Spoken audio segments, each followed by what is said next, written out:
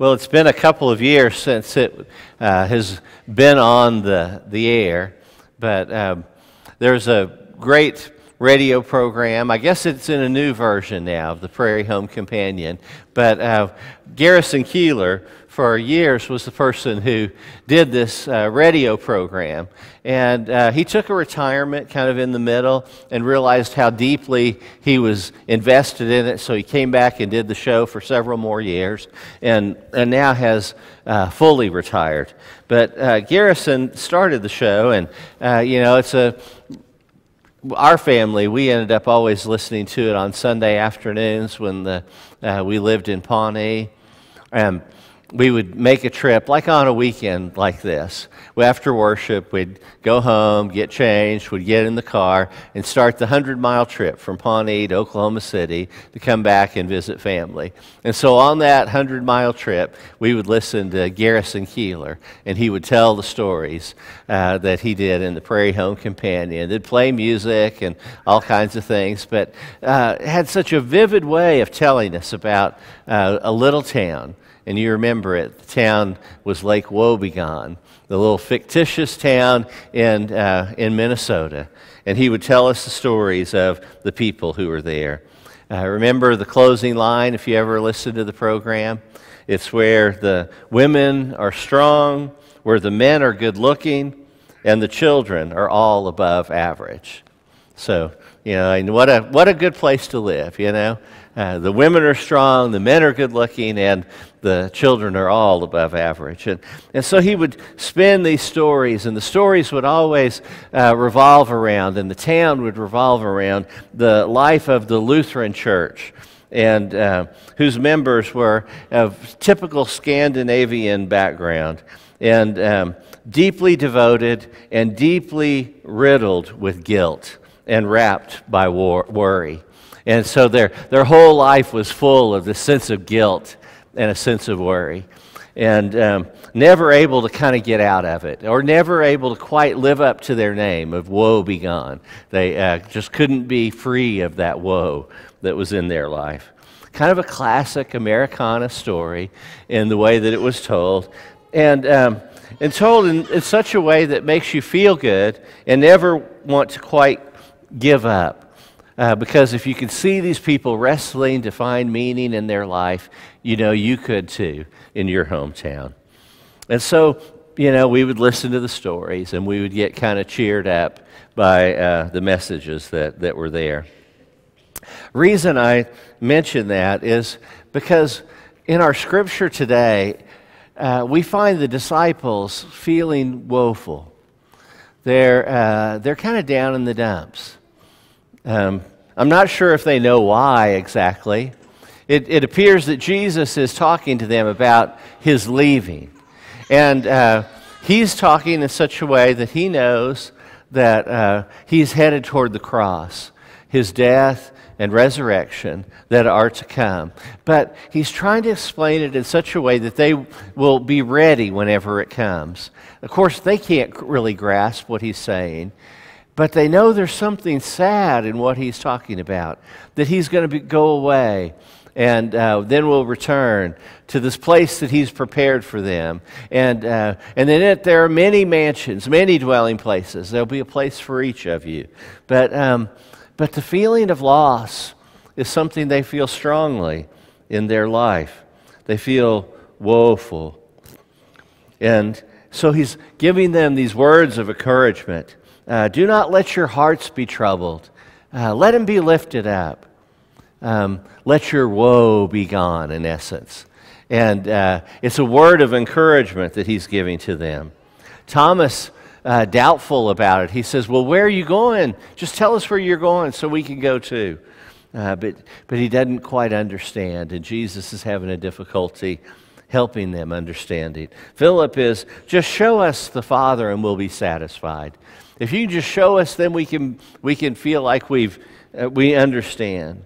But they're having such a difficulty putting it all together. The truth is they need a deep sense of assurance. Maybe on this weekend, in which we recognize those that have given their life on behalf of the country, And we remember also those who we have lost in our lives this year.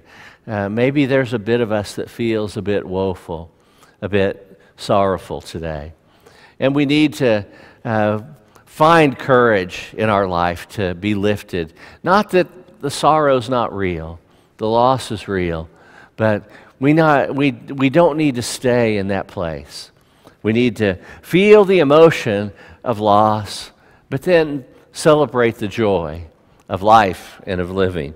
So they're in need of assurance, and we ourselves are in need of assurance to know that there's something more that we can count on, that we can hope in. And Jesus is giving that to them. In so many ways, Jesus tells us to not let ourselves be full of sorrow.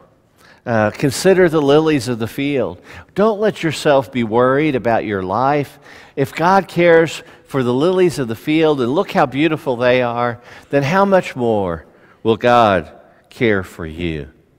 I go to prepare a place for you, he says. You really have nothing to worry about. There's nothing that should trouble you, no worry that should hold its sway over you. God is not in the judgment business. Remember? We all remember that verse, John 3:16. For God so loved the world that he gave his only Son. And then that verse that follows, for God did not send his Son into the world to condemn the world, but that the world through him might be saved. God is not in the judgment business. God is in the salvation business. And he comes to bring us new life. And so we come with that hope and that fullness of life, knowing that if God is for us, then who can be against us? There's so much that we have to hold on to that is good. And that's what we need to remember. Yet sometimes we hold on to the place of trouble. And it's in those times we need to be able to find a sense to move on, to move past the difficulty that we face. Sometimes we need to just have a bit of good laughter, to be able to laugh at ourselves and to laugh at life. And maybe in the laughter, it's a holy laughter that God's able to share with us. I remember, I want to tell you some stories. I want to talk to you about some of the churches that I've been, maybe to play a little bit of my own Lake Woe Be Gone of the church. But whenever I was young and in high school, like most high school kids, I did a lot of really dumb things. And one of the things, I really don't even understand it, except we thought it was funny. But some of the guys that I ran around with in high school, one of the things we would do was that we'd pull up to an intersection and we'd find somebody, just an ordinary person, and we would point at them and start laughing. And just laugh like something, was wrong. And, just to I guess to mess with someone. I don't know. Why do teenagers do the things that they do? We thought it was funny. But I'll never forget, we were at 59th and Western, and I can tell you, we were going east. We were in the lane that was closest to the curb, going east at 59th, and then just before you get to Western, the Buchanan's grocery store that my mom had shopped in all my life was right there on the corner. And right there was a couple, older couple, sitting in their car just about to get out. They had just pulled in. And we pointed at the gentleman who was driving in the car and started laughing hysterically. And we thought it was funny, and the man gets out of the car, and he has a permanent limp that he begins as he walks into the store and is just limping as he makes the step. It was the last time we ever did it because we immediately felt terrible for having done it. This gentleman didn't deserve that. We should have never done it to him. We felt awful. And I remember his face so clearly because he was mad, he was unhappy, and as we did that, it was awful. I saw him later in my life. Didn't see him for years.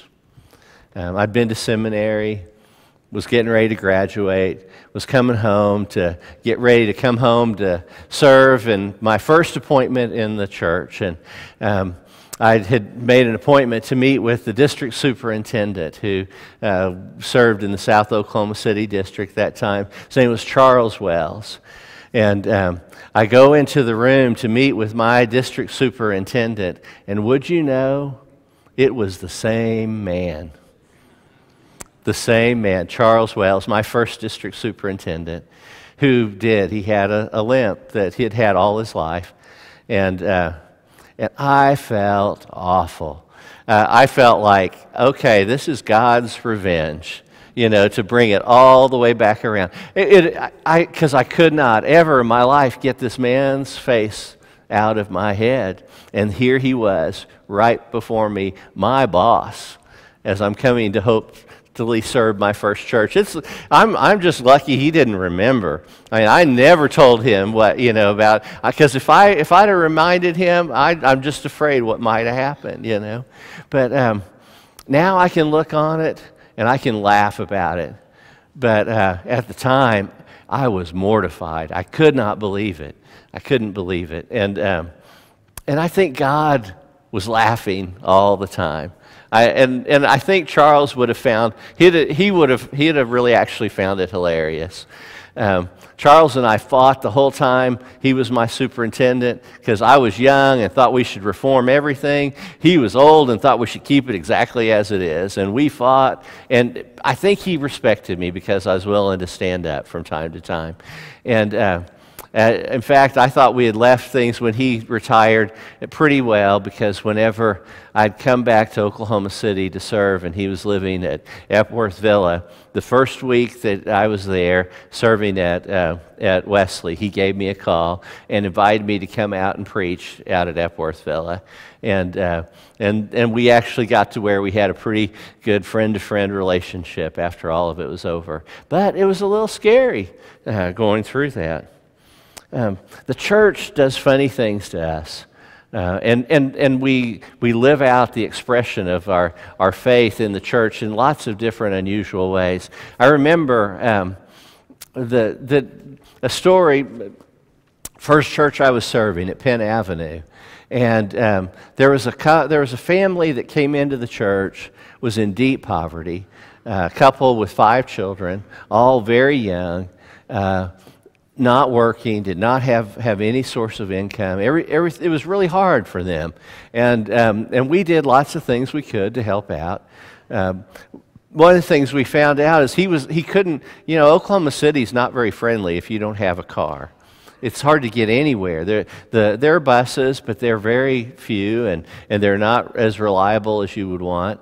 And so we found out he didn't have a driver's license because he had a number of tickets in Tulsa where he'd used to live, and he had lost his license. And so we wanted to try to help fix that, so that, because we knew someone who could employ him and he could begin to get his life put back together. So we did. We took up an offering. We had a collection to help pay off those tickets so that he could begin to take this job and provide for his family. And we did. He and I got in the car. We drove to Tulsa.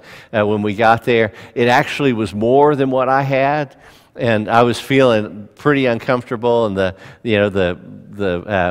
judge asked who I was and why I was involved, and I said, "But sir, I'm afraid we don't have enough money." And he said, "Well, how much have you got?" And so he took what we had collected and allowed that to pay off those debts so that he could get his driver's license.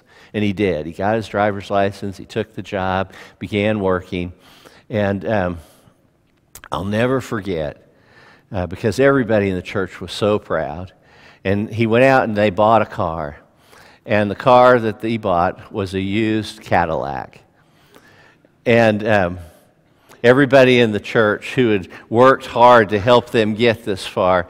And now, the Cadillac probably didn't cost any more than if they'd have bought a Chevy or something else, but it was a Cadillac. And I'll remember Odessa Thomas, sweet little Odessa Thomas, who helped as much as anybody to help us get the money together. She just could not get over the fact that they bought a Cadillac. And it was just eating at her. You know, she had never owned a Cadillac in her life. She had done pretty well. She lived out at Epworth Villa, enough to retire out there. But she had never had a Cadillac in her life. And here they bought a Cadillac. She just could not, for the life of her, get over it. We're funny in the church, you know. We have these peculiarities. We'll help, but, you know, in ways that if they choose to do it differently than we would have, we begin to turn back toward the regular way that we view life, don't we? Living with grace and forgiveness up to a point, and then it begins to feel different. And you know, we learn from such places and stories in our life. That same church, there's a fellow who, he'd gotten mad at the last preacher and quit coming. After I'd been there a couple months, he decided, okay, I'll give it a try, and he came back. He came back into the church. He stayed in the church for a few years. Fortunately, he didn't get mad at me. He got mad at somebody else, and he left again. But after he had come back, he noticed that the door wouldn't close to the men's restroom the way it was supposed to. It was kind of dragging.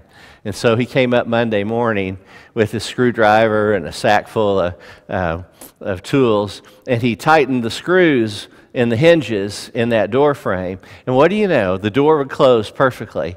And he said, you know, if that door's that way, maybe I should check the door for the women's restroom. So he did, and he tightened those up. And he thought, well, maybe I ought to check for the fellowship hall. And so he went to there. He tightened every screw in the building before he was done. He came back for 2 more days, went through both floors of the building, every screw on every door hinge all the way through. He tightened every one of them. It was a well-functioning machine by the time he got done. Bill, I mean, just his own peculiarity, the thing that he just couldn't let go of, and he'd never thought it was funny, but I thought it was hilarious, and I thought it was joyfully hilarious that he came and he did this service for the church because he noticed a couple of screws that were loose and tightened every one in the building. It was pretty amazing. Later, I was serving in Moore, at New Life in Moore, and we had a lot of people who were active in ministry. They all wanted to do something, but no one wanted to serve on any committees. And we had a new family that came into the church. Again, another Bill, and he'd worked for the FFA, and he was one of their teachers, and he had been in charge of all the instruction for flight, all those who were directing flights in Europe and North Africa.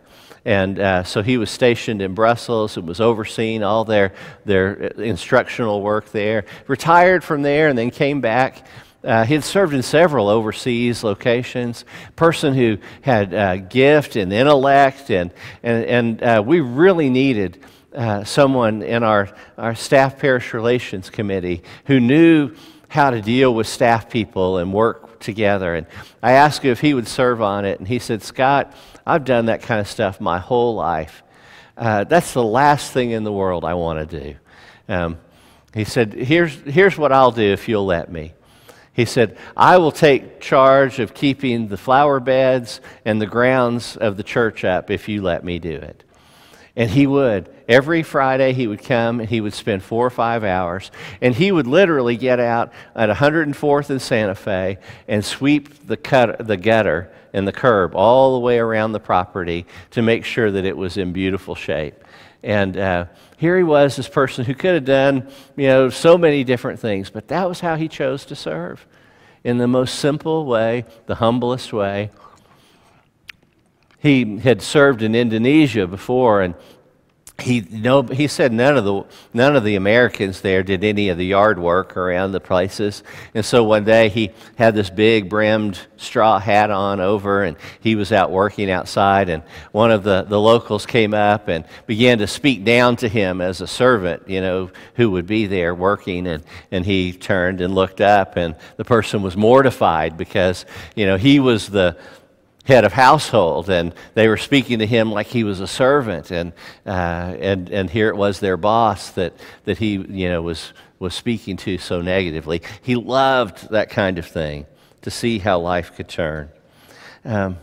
Later we were serving at Pawnee, and one of the fun things, I thought it was funny anyway, the mayor in town was a member of the church, and it was whenever Harley Davidsons were just becoming real popular, and every dealership had a long waiting list.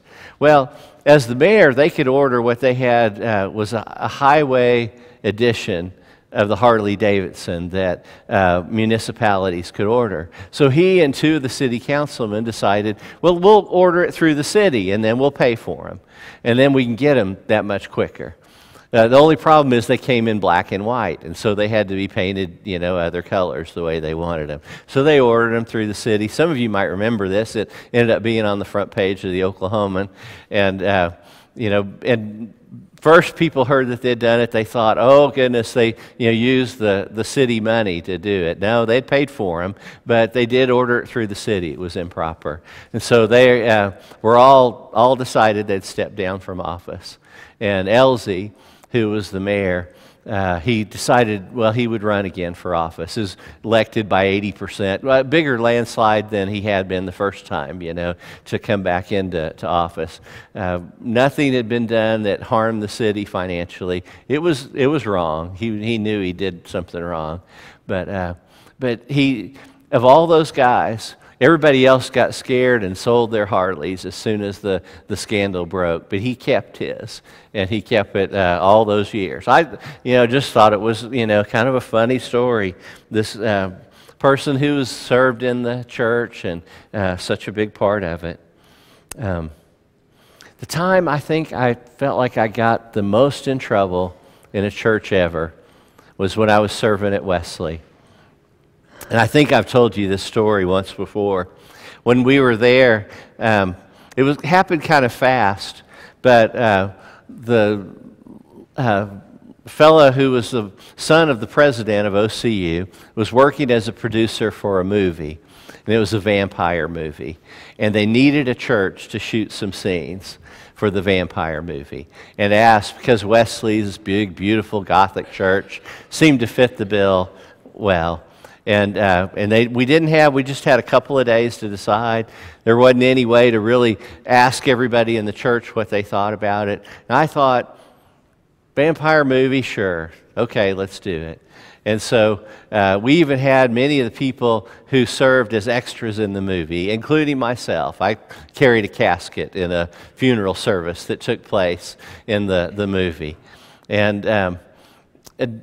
But not everybody felt so good about the church being used for a vampire movie. In fact, there were people who were very scandalized by it. And I was kind of in some hot water. I had to really kind of explain why I thought that was the case, but that in truth, I probably made the wrong decision, because I didn't see how they would see it in a way that would be offensive to them. I just saw it as something fun we could be a part of, and yet they saw it as something that changed their church for them, and I didn't see it in that way, and I made an apology about it. I can laugh about it now, but during that week, I had people mad at me who I loved and cared for deeply, and I would have taken it back if I could have, to have not caused the trouble in the relationship. But now I can have some humor about it and laugh about it. The last church before we came here, I won't tell any stories about you all, although there are a few I could probably tell. That will be down the road sometime. But before we came here, we served in Prague. And the thing to know about that church is that when the Kolache festival comes in the spring, they make 1,000 dozen kolaches to sell. That's a lot of kolaches. And so when they do so, the UMW is in charge of it. UMW runs this thing. I stay in my office. I do not go into the kitchen. But they kind of run it. You ever, on Seinfeld, saw the episodes about the soup Nazis? The soup Nazis. They kind of ran it that way. And anybody who wanted to volunteer to work and help produce, because they needed more people. They all were 95 or older, right? They were needing help. But I would get them volunteers and would send them, and they would just tear them to pieces. And they didn't sift the flour the right way. They didn't roll out the dough the right way. They didn't cook the cherries the right way. And so finally, I got to the point where I had enough credibility that I was able to tell a story. And I said, when Thomas was a little boy, we went to the lake, and there at the lake was this mother goose. And this mother goose had some little geese, and Thomas got too close to the geese, and that mother goose came after him. And when that mother goose came after my son, I ran over there, and I kicked that goose as hard as I could. It flew 10 feet into the air from me kicking it to protect my son from that goose. Said, we sent a lot of young ones into the kitchen to help with the kolache and baking. And I don't like kicking geese, but if I have to, I will do it again to protect these young ones that we send into the kitchen. And, I had more men in the church who appreciated that sermon more than any other. They nodded their heads and they laughed and they said, boy, I didn't know you had that much courage to take that one on. But I think sometimes we get to feeling so heavy. Life feels so heavy to us and worrisome that we need to take a step back, to not take ourselves so seriously sometimes. Sometimes we just have joy that we need to live out and not worry about all the little things that we could easily get ourselves hung up on. Too easy to let our joy be taken from us by little stuff. Last year we ended the year financially as a church, and John has led us well, Nelson, and our finance committee. We closed the year as well as we ever had any year financially. I told you I wasn't going to tell you any stories on you. Maybe I'm going to tell one. And yet, one of the things I find funny is that at every one of our finance committee meetings, it seems like, we have to ask, now, do we have enough contributions from the breakfast to be able to pay for itself? Because, we run the contributions, through the breakfast fund. Now, we budget over $2,000 to help support that breakfast fund. So every year we don't even come close to spending what we do budgeting, But they would like to see that on Sunday morning it costs this much money to do it, and we get that much in contributions.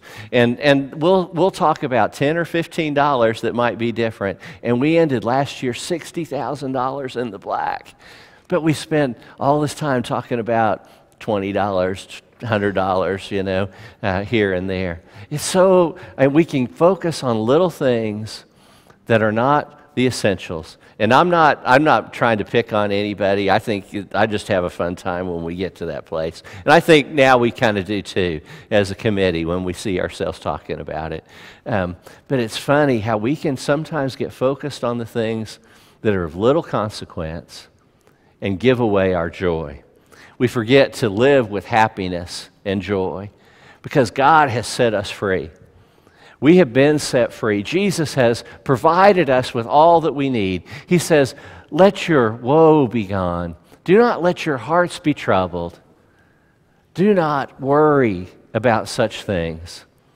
Consider the lilies of the field.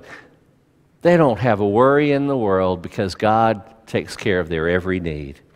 You are of so much more value to God.